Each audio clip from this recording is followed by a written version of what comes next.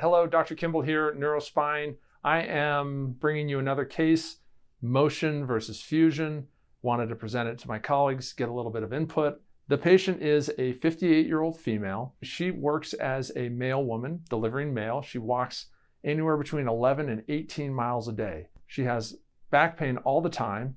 I knew she was committed and she was really looking for a solution. So these are her films. You can see that her 5-1 level is degenerative. It's an isolated level. I had no doubt in my mind that this is where her pain is coming from.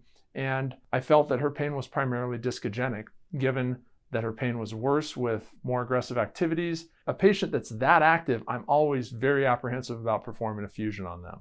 So we were considering our options: fusion, disc replacement, or decompression surgery. She had a DEXA scan with some osteopenia on it.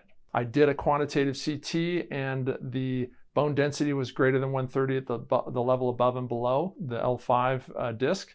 And so I felt moderately confident that her bone quality was fair and sufficient enough to support a disc replacement.